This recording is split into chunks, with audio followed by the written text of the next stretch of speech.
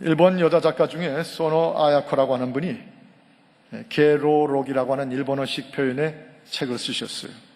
한국말 번역판에 이렇게 제목이 뒤에서 나왔습니다. 나는 이렇게 나이 들고 싶다. 나는 이렇게 나이 들고 싶다.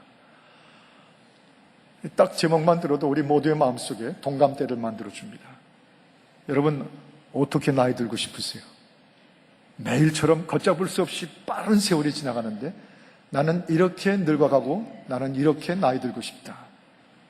한결같이 아름답게, 정결하게, 정말 밝게 하나님 앞에서나 사람 앞에서나 칭찬받으며 살고 싶습니다. 행복하게 살고 싶습니다. 근데 지금 문제는 그게 안 돼요. 그게 참 잘 안 됩니다. 그렇게 안 되는 몇 가지 요소들이 우리가 환경이고 뭐고 꼽지만은 근본적으로 나는 이렇게 주 앞에서 살고 싶다 하는 그 소박하고 그리고 우리 간절한 소원이 잘 안 되는 가장 큰 주범은 오늘의 설교 제목처럼 죄성 때문에 그렇습니다. 사람이면 누구나 예외 없어요. 다 죄성을 품고 있어요. 죄성을 가진 존재들입니다. 이 죄의 성질, 이 sin nature라고 하는 죄의 그 본질들이 우리 안에, 육신 안에 아직도 그냥 남아있어가지고 그렇게 이렇게 아름답도록 나이 들고 싶은 저와 여러분을 시시때때로 추하게 만들어 봅니다. 지저분하게 만들어 버립니다. 어떤 땐 역겹게 삶이 추락을 해버립니다. 여러분, 배우자들이 같이 살다가 집안에서 방구라도 한번 끼면 더러운 것처럼 그런 일들이 많죠. 또 뭐 샤워를 제대로 안 하고 땀 냄새가 배어서 아유 역겨운 냄새가 난다. 그런 건 다 잘 맡으면 향기입니다. 향수보다 더 낫습니다. 건강한 증거니까. 오히려 역겹고 추하고 더러운 것은 남자나 여자나 나이가 들었거나 아직 한참 때 시작하는 젊은 세대나 누구나 그토록 죄성이 있어요. 그 죄성이 추하고 죄성이 우리를 아름답지 못하게 합니다. 그래서 성령이 오셔서 추방하시는 시리즈 가운데 가장 중요한 추방의 제목은 죄성의 추방이에요. 오늘도 이 8장 1절과 2절을 보면서 무엇을 먼저 우리에게 전제해 주신 거 아니? 비록 크리스찬들이라 할지라도, 성도들이라 할지라도, 아니 더 나아가서 기름 부음 받고 또 안수 받고 하신 그 직분자들에까지 뭐가 있어요? 여전히 죄성을 안고 있는 것은 틀림이 없습니다. 이 7장 그 앞에 24절에 바울 사도가 자신을 두고 표현한, 그래서 이건 사도 바울 자체가 벌써 이렇게 성령 안에서 고백하는 걸 보고 있는데 뭐라고 그러냐면 나는 권고한 사람입니다. 여러분, 누가 나를 이 사망의 몸에서 건져내 주겠습니까? 누가 나를 이 사망의 몸, 즉 죄와 사망의 지배 밑에 있는 이 육신으로부터 나를 건져내 주겠습니까? 나는 권고한 사람입니다. 즉 사도 바울조차도 자신 속에 시시때때로 그렇게 주님 앞에서 그렇게 살고 싶은, 그렇게 고결하고 아름답게 살고 싶은 자기를 괴롭히는 뭘 두고 말하죠? 죄성을 말하는 것입니다. 어느 교회 성가대 얘기를 들었습니다. 그 성가대 다른 도시에서 이사 오신 30대 후반의 젊은 부부가 새로 조인을 하셨습니다. 남편은 뒷좌석에, 아내는 소프라노 앞좌석에. 근데 그 부인이 상당히 미모가 있고 누구나 확 눈에 띄는 미인형이었던 것 같아요. 근데 그 분이 성가대 조인해서 하니까 얼마나 좋습니까? 성가대를 하면 얼마나 거룩하고 맑고 아름답습니까? 그런데 그 뒤편에 테너인지 베이스인지에 앉아있던 남성 한 사람이 그 남의 부인 새로 조인한 그 성가대원을 눈독을 들이기 시작하고 어느 날 어떻게 알았는지 서신을 보내고 이메일을 보내서 자꾸 추적거리는 것입니다. 부인이 분노했습니다. 그래서 그 남편에게 그 사실을 말했어요. 그 남편이 그 남성 성가대원에게 전화를 걸어가지고 당신이 도대체 뭔데 남의 아내를 건드리냐고, 뭐하러 그런 짓들을 시도하느냐고, 그러면서 강력하게 분노를 표시하고 교회를 떠나버렸습니다. 그분이 떠난 것만으로 그 교회가 끝나지 않고 문제가 터졌어요. 한 200명, 300명 모인 교회, 온 교회가 뒤흔들린 것입니다. 죄성의 지배 밑에 있습니다. 예수를 영접하고 회개하고 용서를 받고, 그런데 아직도 왜 이런 육신 속에 이 죄성의 문제가 도사리고 있는 것입니까? 그 앞에 7장 18절에 보면 내 육신에 선한 것이 거하지 아니하는 줄을 아나니, 내 육신 속에 선한 것이 거하지 아니하는 줄을 아노니 하고 바울이 고백한 것처럼 이 sin nature, 겉으로 냄새가 나고 겉으로 보여지는 더럽고 추한 것들이 문제가 아니라 우리 속에서 만들어낸 것은 이 죄성의 연못인 것입니다. 여러분, 저 동남아시아의 어느 지방에 선교사님들 모임에 제가 갔다가 선교사님 한 분으로부터 그분 자신의 고백을 뼈아프게 들을 수가 있었어요. 삶을 헌신하고 주님 앞에 거룩한 기름 부음을 받아서 선교사로 떠난 현지에서 자꾸 이런저런 사역을 펼치면서 프로젝트를 펼치는데, 그 자신의 교회와 또 여러 주변 그분을 서포트하는 분들로부터 선교를 지원하는 선교 기금이, 그 미션 펀드가 날아옵니다. 그런데 그분이 그 수양회 동안에 제게 와서 고백하고 고통하는 것은 선교하라고 보낸 돈을 자기가 거기서 선교 기금으로 쓰지 못하고 따로 돈을 모아두고 있다는 것입니다. 이것이 주님을 위해서 영적인 삶을 사는 선교자의 양심과 돈을 받는 대로 따로 쌓아두고 싶은 자신의 어떤 개인적인 시큐리티와 이 속에서 갈등하면서, 심지어 선교사까지 나와 있는 내가 이런 모습을 보이는 게 내가 견딜 수가 없습니다. 그러면서 고백하고, 그러면서 같이 기도받기를 원하는 모습을 봤어요. 심지어 선교지에 나가 있는 선교사의 가슴에도, 심지어 가정 속에 있는 우리 남편들과 아내들 속에도, 심지어 우리 자녀들 속에 진행되고 있는 성도들 속에 이루어지는 것은 죄성의 문제들이에요. 이것이 그러므로 이 7장과 8장에 이르러서 사도 바울이 고백하고 선포하는 대로 결국은 이 죄성은 성령이 추방해 주셔야 돼요. 성령이 두 번째로 성도의 죄성을 추방해 주시는 것입니다. 7장에서 제가 소개해드린 것처럼 사도 바울까지도 번민하고 번민해요. 자기 자신을 가리켜서 사망의 몸이라고 표현합니다. 내 속에 선한 것이 거하지 않고 죄성이 여전히 나를 시시때때로 집어삼키고 있다고 표현합니다. 그런데 8장에 들어가면, 8장 오늘 우리가 읽은 1절과 2절에서 그런데 그 장면이 확 바뀌면서 환희가 확 터져나와요. 어떤 깨달음의 환희가 그저 걷잡을 수 없이 밀려나는 걸 봅니다. 그건 뭐냐면 8장 1절에 말하는 대로 그리스도 예수 안에 있는 자에게는 정죄함이 없나니, 이 사도 바울에서 번민하고 고통하던 죄성의 문제를 8장에 들어와서 쏟아부어주는데 There's no condemnation. 정죄가 없습니다. 손가락질이 없습니다. 저주의 상태에 더 이상 있지 않습니다. 누구에게? For those who are in Jesus Christ. 예수 그리스도 안에 있는 자들에게는 정죄함이 없습니다. 그리고 2절에 들어가서, 왜냐하면 성령이, 생명의 힘을 주는 성령이 죄와 사망의 법에서 우리를 해방하시기 때문에, 나를 해방하셨기 때문에, 하고 계시기 때문에 쓰셨어요. 여기서 우리가 두 가지를 명확하게 나눠볼 수 있습니다. 한 가지는 십자가에 달리신 예수 그리스도, 하나님의 독생자, 그분을 우리가 믿고 고백할 때 그의 십자가에서 흘리신 피가 우리의 죄를 다 씻어주셨어요. 다 죄값을 갚아주셨어요. 다 죄를 멸해주셨어요. 죄 지었던 그 모든 죄들을 용서해 주신 것입니다. 그리고 그 십자가 예수를 믿는 분들에게 성령이 오십니다. 성령이 강림하시고, 이 성령주일에 시작한 말씀처럼 성령이 여러분과 저에게 오시죠. 믿는 자들에게, 예수 안에 있게 된 자들에게 성령이 오시는데, 이 성령은 한 가지 더 하십니다. 우리 속에 여전히 육신이 있는 동안 남아있는 죄성을 추방시켜 주시는 것이에요. 컨트롤해 주시는 것이에요. 막아주시는 것이에요. 내려눌러 주시는 것입니다. 그래서 그걸 깨달으면서 그리스도 예수 안에 있는 자들에게는 정죄함이 없나니, 왜냐하면 성령이 오셔서 죄성을 추방해 주시니까. 성령과 함께 사는 삶으로 죄의 성격을 추방시켜 주신다는 것입니다. 서울에 나가 있는 우리 베델교인들, 아니 여기 와서 주재하는 계시고 학교 또 학교하시고 뭐 여러 가지 목적으로 와 계시다가 서울로 돌아가신 분들이 굉장히 많으세요.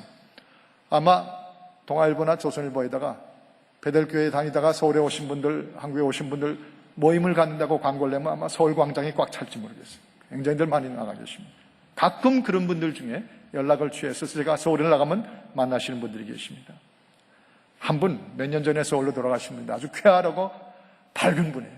이 교회에 있는 동안에 셀교회에서 은혜를 체험하기 시작하고 예배를 드리면서 배달 동산을 가면서 그리스도 예수 안에서 그 죄의 사함을 확신하게 됐어요. 용서의 확신, 승리의 확신을 다 구원의 확신을 받은 사람이에요. 그런데 서울에 나갔는데 그분 말대로 성령 안에서 살기 시작하신 거죠. 미국에서 그가 쌓은 업적 때문에 아마 승진을 더 해가지고 회사에서 더 높은 자리를 올라가셨나 봅니다. 그래서 더 사업상의 이유 때문에 룸살롱을 아마 할 수 없이 또 가게 되셨나 봐요. 근데 이분 재밌죠, 표현이. 그전엔 그걸 몰랐는데 이제 미국에서 예수 믿고 성령과 함께 사는 삶을 가진 다음에 그 한국에 나가서 룸살롱을 갈 때 이분이 가니까 성령도 같이 자기와 따라오셨다는 거예요. 그래서 제가 그렇게 말했죠. 그러면 집사님이 성령을 모시고 룸살롱을 가셨군요. 이제 그 말을 그렇게 할 수밖에 없는 거죠. 왜냐하면 그분 안에 성령이 동거하시니까 그분이 룸살롱을 가니 성령도 룸살롱을 가신 거죠. 그 지경이 됐어요. 그런데 그전하고는 달리 자기 안에 있는 성령이 자기를 컨트롤하시고 자기의 분별력을 주시는데 이런 식으로 나타나더라고요. 그 옆에 있는 여자가 오빠 그러더래요. 그 왜 남들을 괜히 오빠 하는지 모르겠어요. 그러면 이 시대에 그 오빠 소리 좀 없어져야 돼. 아내 남편 사이의 오빠지. 근데 자기가 딱 자기도 모르게 그랬대. 내가 와 당신이 오빠냐고. 내가 여기 왔으니까 나를 손님으로 부르지 오빠라고 부르지 말라고. 그렇게 자기가 그랬대. 근데 또 안주를 입에 집어넣어 주더라고요. 그래서 자기가 그랬답니다. 나도 먹을 줄 알아요. 그리고 집어서 먹었대. 근데 술이 막 따라지는데 전혀 없이 악취가 확 느껴지더랍니다. 그때 자기가 느낀 게 내 안에 계신 성령이 마치 자기에게 야, 너 뭘 이런 거를 이 냄새를 맡고 있냐? 뭐 이게 이 썩은 냄새 아니냐? 막 그런 느낌이 확 벌써 자기의 그 성결한 성령과 동거하는 삶 속에서 느끼게 만드시는 게 다른 거죠.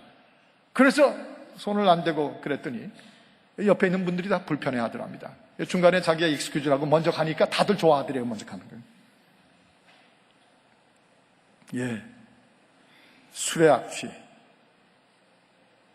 죄성이 우리 속에서 꿈틀거리고 튀쳐나올 때 성령이 그 소욕과 욕구와 그 분위기와 그 모든 것들을 추락시켜 버리시고 내 안에 계신, 내 안에 들어오신 성령이 이미 십자가의 죄사함을 확실히 받고 구원의 확신을 받은 성도의 삶 속에 성령이 강림하시고 성령이 입주하시고 성령이 동거하시면서 컨트롤하시고 추방시켜 버리십니다.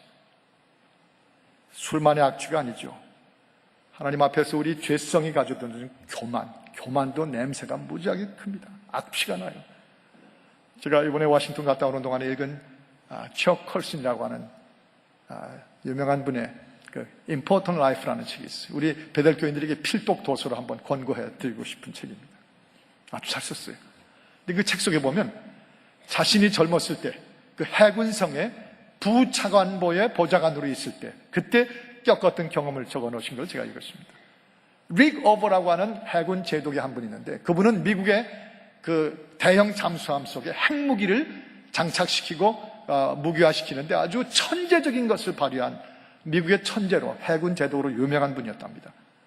그런데 그분이 릭 오버 그 제독의 오피스에 한번 가서 보고하고 상의할 일이 있었어요. 이 초 컬슨이 젊었을 때 그 방에 들어갔답니다. 그랬더니 앞에 있는 의자에 앉으라고 그러더래요. 릭 오버 제독은 여기 앉고 그 앞자리에 의자가 하나 있는데 거기 앉으라고. 그래서 뭣도 모르고 딱 앉았는데 아주 혼났답니다. 알고 보니까 그 자기가 앉은 걸상 그 의자가 앞에 두 앞 의자 다리가 2인치씩이 잘라져 있는 걸 몰랐어요. 잘라져 있더랍니다. 그래서 앉으면 앞으로 기울게 되어 있는 거예요.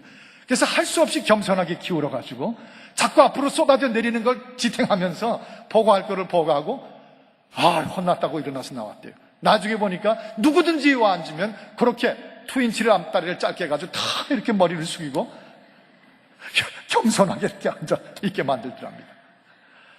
그런데 그분의 표현이 재밌죠. 그런데 미국과 해군성과 펜타곤이 알아주는 최고로 교만한 사람이 릭 오버 제독이었다고 그래요. 자기는 남이 교만한 거 그렇게 싫어가지고 앞다리까지 잘라서 다 구부리고 앉아있게 하는데 자신은 제일 교만한 사람으로 살더라는 것입니다. 여러분, 악취입니다. 교만, 죄성의 악취들이죠.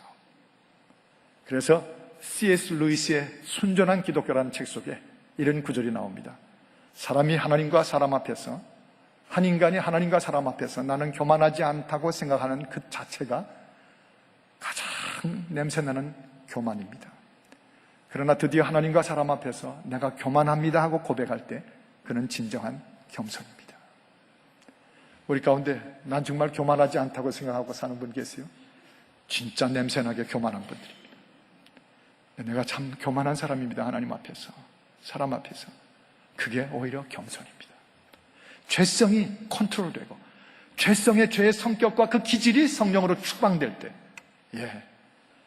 겸손해지죠. 하나님 앞에 항복하죠. 사람 앞에 진심으로 머리를 숙이죠.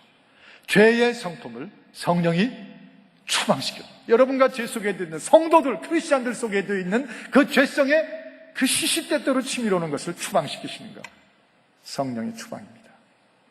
성령이 추방해 주시는 것이에요. 그러나 우리 마지막으로 한 가지 더, 우리 1절과 2절을 다시 한번 힘있게 읽어보셨으면 좋겠습니다. 한번 1절, 2절, 8장 1절, 2절을 읽어보십시다. 시작. 그러므로 이제 그리스도 예수 안에 있는 자에게는 결코 정죄함이 없나니 이는 그리스도 예수 안에 있는 생명의 성령의 법이 죄와 사망의 법에서 너를 해방하였습니다. 네, 예수 안에 있는 성령의 법이 여러분과 저를 어디서 해방해요?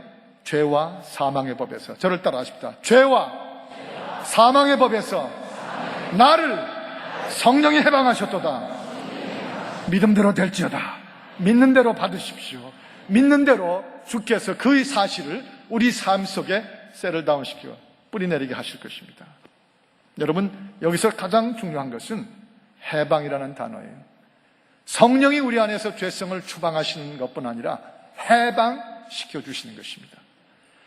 성령이 우리의 죄성을 추방해 주시는 것은 나한테 맡긴 비즈니스가 아닙니다. 내 삶에 죄성이 있어서 나를 성령이 도와주셔가지고 내가 추방하라는 것이 아닙니다. 성령이 여러분과 제 속에 오셔서 성령이 해방시켜 주시는 것입니다. 여기 보면 The law of Holy Spirit set you free, set me free. 자유하게 하셨다. 해방시켜 주셨다. 그런 표현을 썼는데 똑같은 그리고 표현이 저 요한복음 8장 32절에 나와 있어요. 진리이신 예수가 너희를 자유케 하리라. 진리가 너희를 자유케 하리라는 그 자유케 하리라와 여기 쓰여진 해방하신 말씀이 똑같은 단어예요. 네, 다시 정리해 말씀드립니다.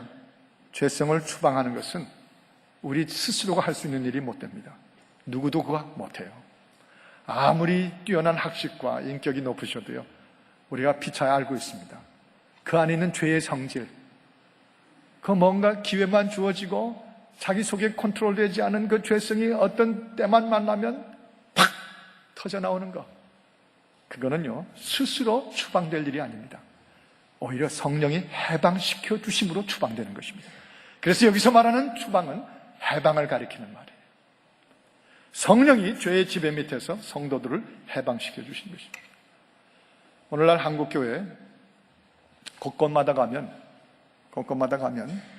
그 전에 25년, 30년, 40년 가까이 전만 해도 오후 예배를 드리는 한인교회들이 많았습니다. 이제 이 설교 CD를 듣게 되시는 미국의 각 저의 교회 성도들에게 이 말씀을 드립니다. 그때는 전부 오후 1시, 2시에 예배를 드렸어요. 미국 교회 빌려보느라고.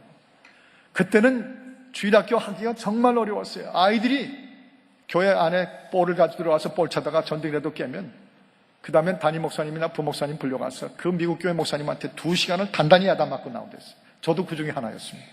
근데 지금은 웬만한 교회들 전부 한인 교회들이 건축하시고 얼마나 성전들을, 교육관들을 아름답게 지었는지 대단합니다. 저처럼 많이 다녀보는 사람은 정말 이 30년 사이에 한인교회가 이렇게 많이 달라졌는가, 하나님의 축복이 임했구나 놀라울 지경입니다. 그런데 건물도 중요하고요, 파포올겐 놓는 것도 중요하고, 그 교회가 무슨 어떤 프로그램들을 갖는 것 중요하지만 그게 시급한 거 아닙니다. 오늘날 주님이 다시 오실 날이 가까워진 이 종말의 때, 재림의 때 우리 한국 교회들과 성도들에게, 아니 미국 교회들도 가장 시급한 것이 있어요. 날이 갈수록 더욱 시급해지는 것이 있는데 그것은 교회와 성도들이 죄성의 지배 밑에서 해방되는 것입니다. 저 시카고의 어느 한 교회는 멕시코에 있는 자기 친구를 그 교회 부목사 케이스로, 부목사 할 수 있는 분도 아닌데 부목사 케이스로 데려오자고 당에 앉아있는 어느 한 분이 주장을 해가지고 종교 비자를 갈아가는 구라도 아니고, 그러니까 거짓이죠. 그 거짓으로 종교 비자를 내주자고.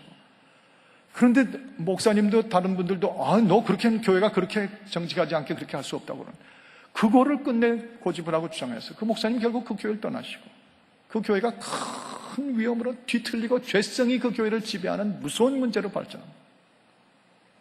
죄성의 지배입니다.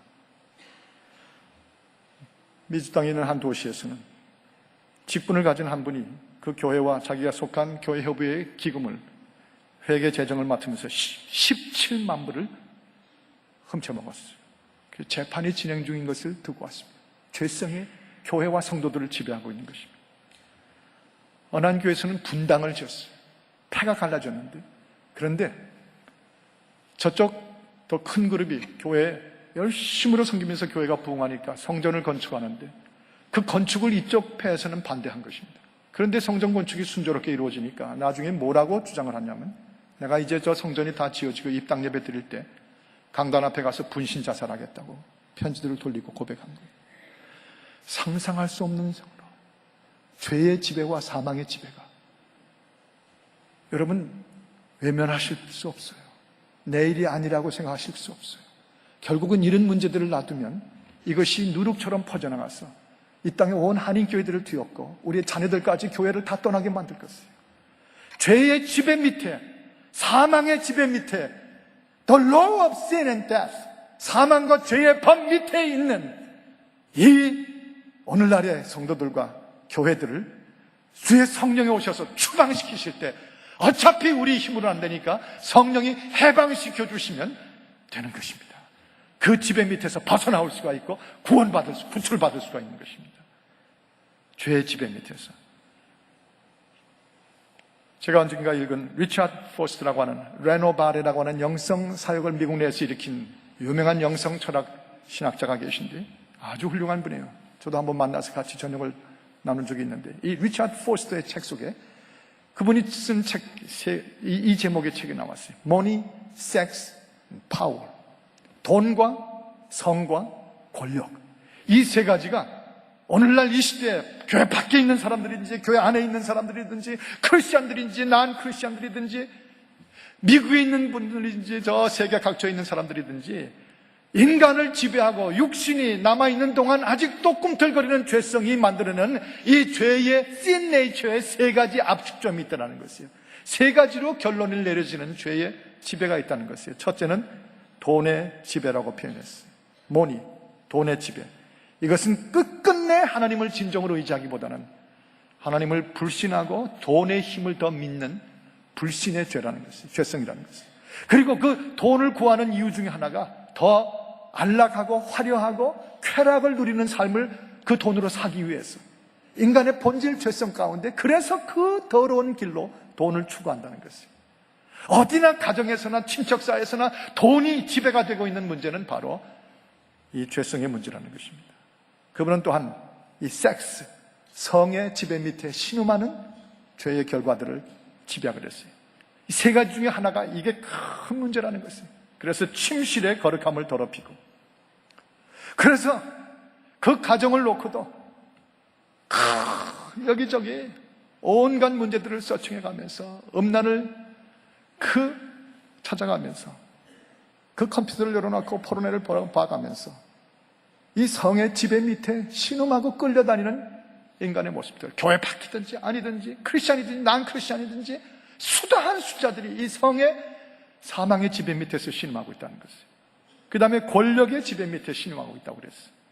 이것은 누구든지 인간이 지배하는 욕구가 있어서, 지배하고 싶은 욕구가 있어서 어디 가든지 지배하려고 그러지, 그 밑에 섬겨주는 것, 본질적으로 이 죄성이 싫어한다는 것이죠. 그래서 어떻게 하든지 지배하려고 하다가 결국은 지배를 못하겠으면 문제를 일으키고 분당을 일으켜가지고 자꾸 여기저기 갈라지고 싸우게 만든다는 것입니다. 이 세 가지를 지적하는 문제가 사실 리차드 포스트의 지적만이 아니라 바울 사도가 이 로마서를 통해서 말씀 전하는 가장 핵심 포인트예요. 바울은 로마서 1장에서 29절 30절에 보면 지금 저기 나오는 그 불의, 추악, 탐욕, 악의, 시기, 살인, 분쟁, 사기, 악독, 수군수군 이 모든 죄들, 비방하고 하나님의 미워하는 삶을 살고 능욕, 교만, 자랑, 악을 도모하는, 부모를 거역하는 이 악한 죄성의 삶을 초대교회 속에서, 성도들의 삶 속에서, 구원받은 교회 성도들이 모인 곳에서 이것을 추방하기 위해서는 문제를 직시하는 그 로마서의 거대한 진리의 책을 쓰기 시작했어요.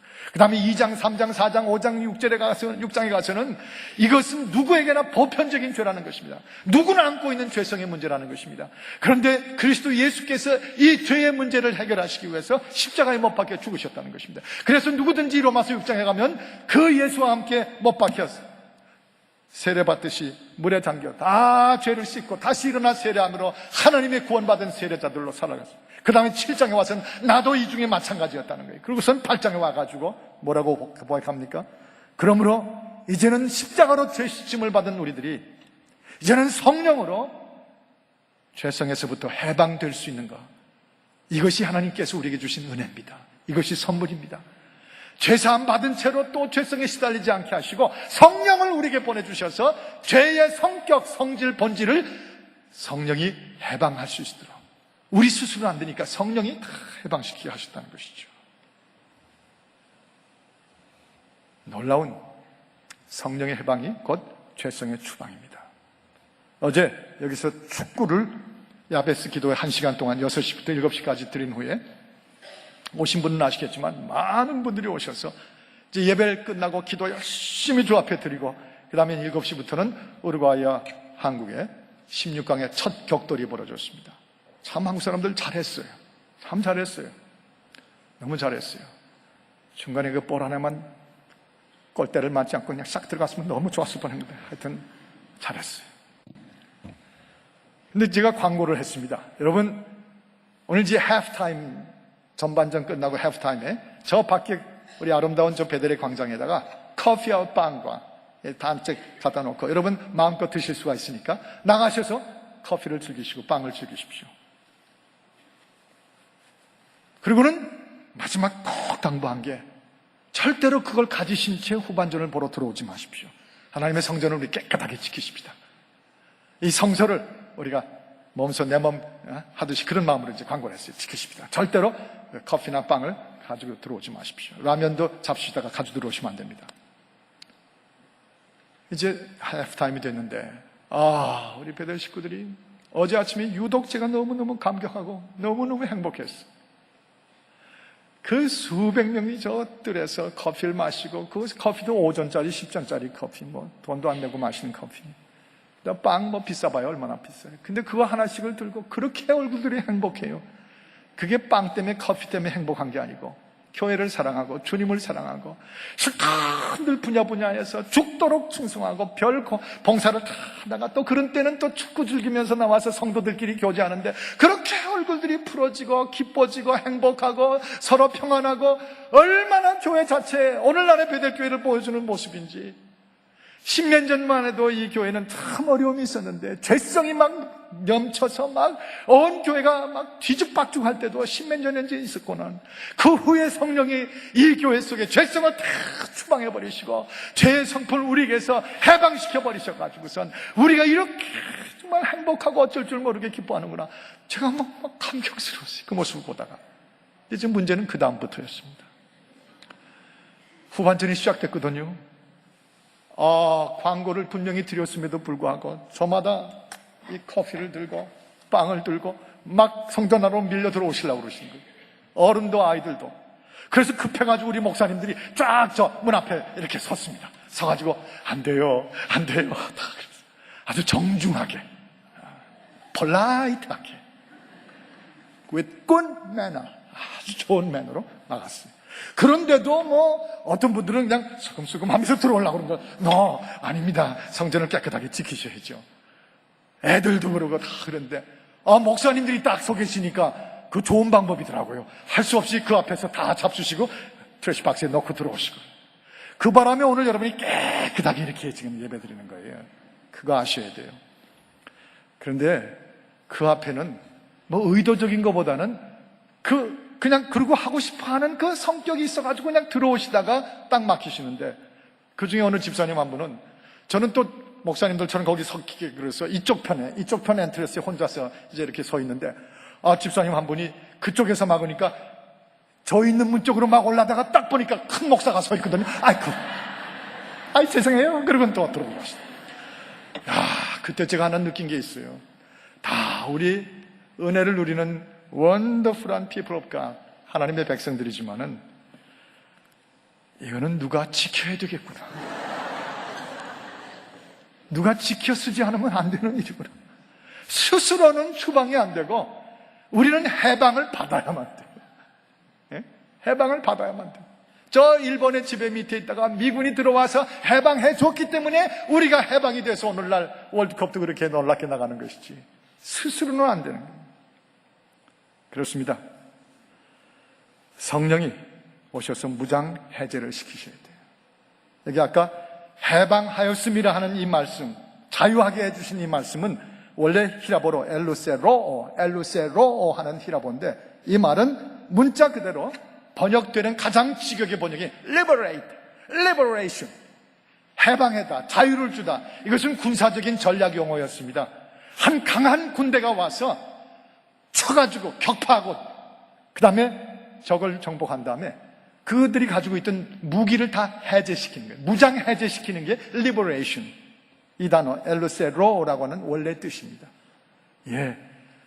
다 버티고 서서 커피와 빵을 가지고 들어오던 그 무장을 해제시켜드리던 어제 아침 광경처럼 성령께서 저와 여러분의 심령 속에 들어오셔가지고 우리 속에 아직도 여기저기 꺼내들라고 하는 죄성의 그 무기들을 무장 해제시키는 것이 해방입니다. 성령께서 앞으로 이 교회 속에, 이 아름다운 교회, 이렇게 전진하는 교회 속에 놀랍도록 성령의 죄성 무장 해제가 우리 가정들과 우리 개인들과 우리 모든 직분자들 속에 일어나서 하나님의 역사가 땅끝까지 전파되기를 간절히 축원합니다. 같이 기도하십시다. 이 사실이 얼마나 중요한지 이로 말로도 알 수 없습니다. 사랑하는 여러분들, 우리가 이 시간 성령의 음성을 들으십시다. 성령 충만해지고 성령으로 죄성을 무장해제하고 성령으로 깨끗하게 해방되지 않으면 이 죄성으로 인한 아름답지 못한 삶은 언제 튀어나올지 보장이 없습니다. 나는 이렇게 나이 들고 싶다 하고 나는 이렇게 살고 싶다 하더라도 성령이 우리 믿는 자들 속에 오셔서 우리의 모든 죄의 성격과 죄의 무기들을 무장 해제시키시고 우리를 리버레이션, 해방시키심으로 비로소 그렇게 살고 싶고 그렇게 나이 들고 싶은 우리의 소원이 이루어질 것입니다. 주여, 나도 성령 충만하기를 원합니다. 성령이여 나에게 오셔서 죄성 추방해 주시고 성령의 힘으로 나를 복음 안에서 해방시켜 주옵소서. 그렇게 진정 원하시는 우리 모두인 줄 분명히 믿습니다. 그래서 우리 한번 다 자리에서 일어나십시다. 예배는 결단입니다. 예배는 주님 앞에 드리는 헌신입니다. 이런 예배를 통해서 결단의 행동을 취하는 것입니다. 우리 같이 함께 다 일어나신 자리에서 저를 따라 조용히 주 앞에 고백하십니다. 주여, 내게 성령을 보내소서.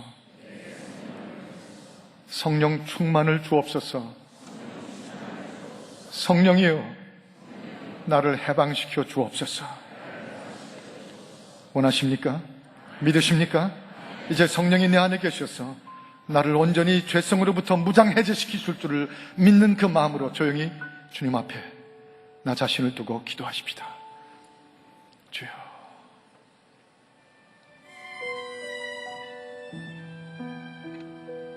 하나님 아버지, 말을 못했을 뿐이지, 숨기고 있을 뿐이지, 여기 있는 우리 어느 누구가 이 죄성에서 진정 자유한 사람이 있었겠습니까? 그동안에도 성령이 도우셔서 이만큼이라도 여기까지 왔는데 이제 진정 원하고 바라옵나니 우리 사랑하는 베들의 성도들, 주 예수의 보혈로 죄신 좀 받고 구원받은 천국 시민 된 우리 베들의 성도들, 이제 더욱 간절히 소원하고 기도합니다. 우리 속에 남아있는 죄성을 추방시켜 주시고 성령의 능력으로 죄의 모든 무기들을, 죄의 성격들을 무장해제시켜버려 주시옵소서. 온전하게 무장해제되어서 죄의 거룩한 삶으로 채워지게 하여 주시고 나머지 생애를 주를 위해서 열방을 품고 살아가게 하여 주옵소서. 주 예수 그리스도 이름으로 안수 기도하며 축복 기도하옵나이다. 아멘. 아멘.